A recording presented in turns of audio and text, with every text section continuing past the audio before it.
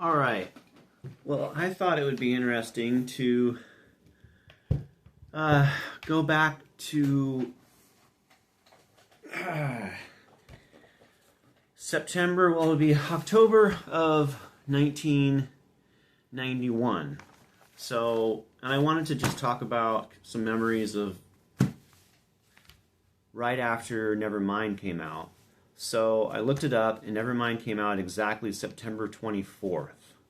Now, I had received a copy at the Rebar, the listening party, and I think that was a week before that or something like that. So I had my own copy and listened to it as much as possible. I don't remember if I had a CD player, tell you the truth. Back then, I think what I probably did is I probably made a cassette copy from, there may have been somebody that I knew that had a CD to cassette, but CD players were, kind of expensive. Not everybody had a CD player. So, now, some of my memories, I was thinking about this, and I found a couple newspaper parts that I had kept. So I actually, when these came out, I kept them, and I'll show those in a second. But relating to Nirvana and relating to the Paramount show, but leading up to that, so I remember still feeling like, the album came out, and again, not everybody had like cable TV. I don't think we had cable TV at our house, but I remember listening to the radio and hearing. It wasn't always "Smells Like Teen Spirit." Sometimes it was like another song or something, some other song that was either Even in His Youth, or there was the others. What was that other song on there? On the EP. Anyway, but "Smells Like Teen Spirit" was definitely the song that obviously got the most play. But what I wanted to focus on is how I felt and how it felt before. So this would be, within the first few weeks. I remember feeling like,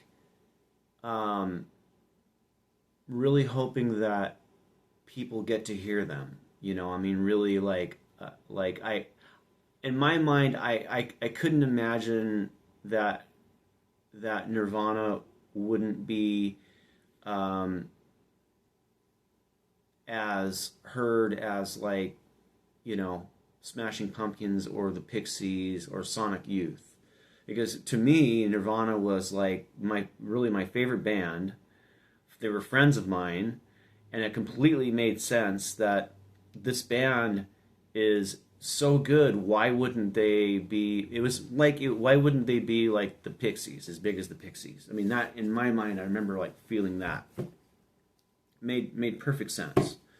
Now Kurt was kind of bouncing around, so I would only see him if they played a show, or the Rebar.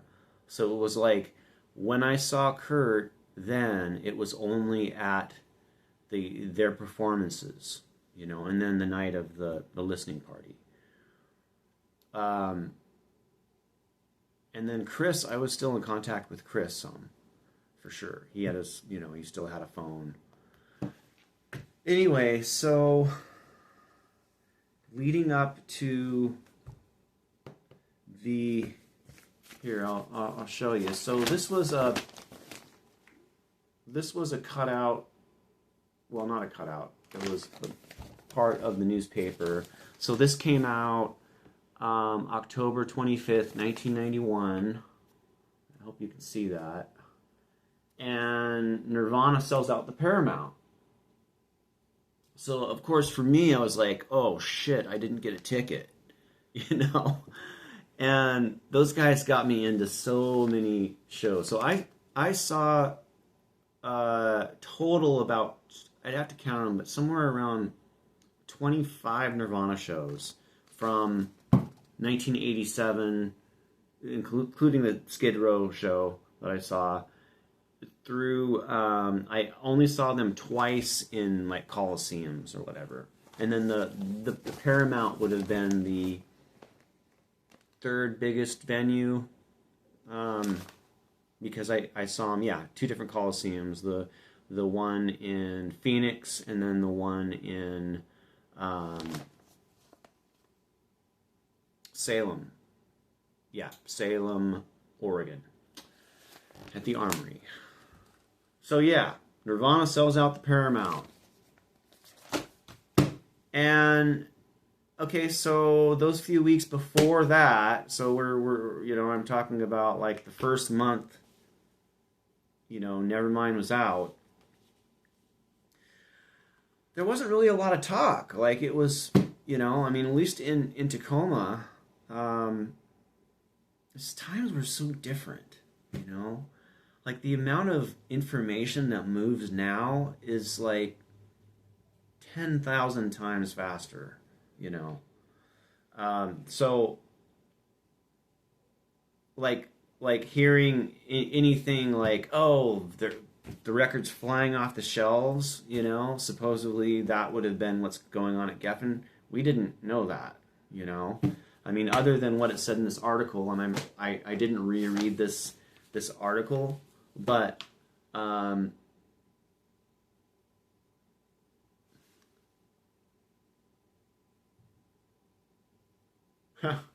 anyway, yeah, you can probably find this somewhere online. Yeah, it's the the Olympian. So this is from Olympia. And anyway, yeah, so I've had this since it came out. I kept this. And there was this one too. Sound Life. So this is Tacoma, I think, right? Oh yeah, this would have been, I would have got this at Mom's when I was down there. And let's see, when did this one come out? We'll see here. October. Oh, so this came out October 30th, 19. So this came out the day before the show. And, you know, I mean, again, that was like the first, to me, like hearing that they sold out the Paramount, that was a big deal. Like, I think that was a surprise to people, you know. Still, as fucking great as the album was, most of us didn't. We could imagine that Nirvana. We would hope that Nirvana would be, you know, a more widely heard and listened to band, but we didn't really, you know. I mean, again, it's like you'd hope they'd be heard as much as like the Smashing Pumpkins or the Pixies or whatever, right? So yeah, that month I had already planned and had a ticket to Albuquerque. So I was planning to move, you know, that was it. You know, it was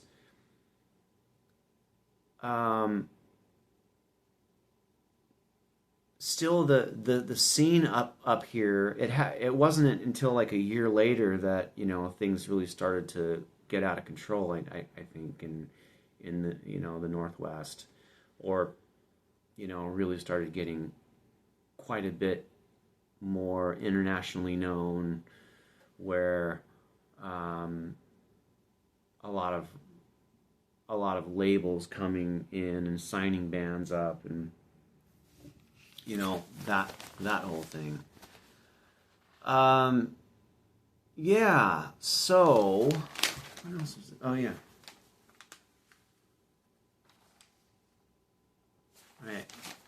Achieving Nirvana. There you go. And there's a picture of Alice in Chains, Mudhoney, the Posies, and Soundgarden. There you go. You can see that. So yeah, I was gonna move, and I moved, and you know, I'll tell you what, man, Tacoma was tough rolling, and I had opportunities in Seattle too, you know, but again, I didn't have a car. I was like lucky if I had any money, you know. And just kind of like making a choice to do that journey, that change in life. I look back at it now, and I was like, that was actually really healthy for me to be able to do that, and to you know, become, I guess, you know, really like there was that step that I made in my life, so I could live, really feel like I could live independently. If I could do it away from Tacoma, away from my family, I think I felt like I could do it anywhere, you know, in a sense. That, but I really realized, like, the whole time I lived out there, I was in bands that practiced all the time, you know, constantly.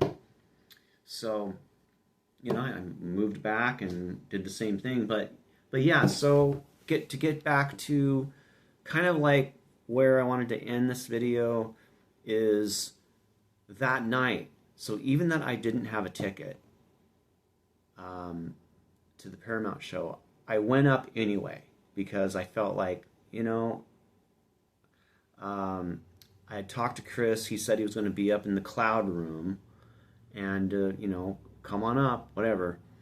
So the cloud room was at the top of the, is it the Roosevelt Hotel? Anyway, there's kind of a hotel that's right by the Paramount. And I went up there and talked to him some, and I forget who else was. I think actually Susie might have been up there. Susie Geffen, and I don't remember. I don't remember seeing Kurt up there. But at one point, I walked back to the Paramount with Chris, and I asked him, "Hey, can you, you know, I didn't get a ticket. Can you get me in?" And he was like, "No, I can't get anybody in. It's sold out. They're really tight here." Da da da da. I was like, "Okay, cool. I'll figure it out." So we actually, myself and a few other people that I knew, I ran into there, we went around the side, and there was some doors, and we had somebody that we knew that got in come over and open the side doors, and then we all rushed in. That's how we got in, and we all got in. I remember, like, there was definitely a couple of people working there that tried to stop a couple of us, but I made it in. I got in. I remember, like, there wasn't really a place to sit, so I had to be a little bit sly about, you know, kind of going to the bathroom and walking, you know, kind of walking around. And once the show started, you know, once they started, I went right up to the front of the balcony. Like, I think I was right on the balcony, if I remember right. If you were looking from Nirvana's viewpoint, it would have been to the, what would that be? Well, this is my left hand, but it would be to the right side, right? I mean, if you're on the balcony, it'd be the right front side. Anyway, yeah, and that show was bizarre. It was a really good show. I mean, it's on film. You can watch the whole thing. But I remember, like, feeling that dislocated vibe, because almost every time I saw them, most every show, you could get, I mean, you were closer to them, you know, being closer to the band is, it's just more of an experience, you know. But I remember, like, it was pretty freaking heavy, but it was definitely different, you know. It was definitely a different feel, like the most different feel I'd ever seen Nirvana, and that wasn't like, oh my God, this is the best Nirvana, and it was not the best Nirvana show ever. They were really good, you know, don't get me wrong. But when they played with Dave Grohl at the off-ramp, that completely blew doors, because, you know, being like right up in the stage at the off-ramp, I mean, you know, or like the Beehive, you know, EP release or whatever. I don't know. Yeah. So, yeah. That's that. So yeah, the first month Nevermind was out. It was not that exciting, in a sense where there wasn't a lot of talk. It didn't take very long. I'm guessing that gradually in certain areas of the world they were really starting to take off. But you know, Tacoma and Seattle was not the first area for I think for Nirvana to really hit it big. You know, I bet in October in London, you know, you probably had quite a bit more crazy stuff going on. But by the time I got to Albuquerque, and I can, you know, talk about that more too in another video, you know, things change. Things change quite a bit. Anyway, yeah, I hope I didn't bore you too much in this video. I'm not trying to not trying to be too entertaining, just telling a story of kind of what it was like, you know, the first month that Nevermind was out. Anyway, all right, thanks.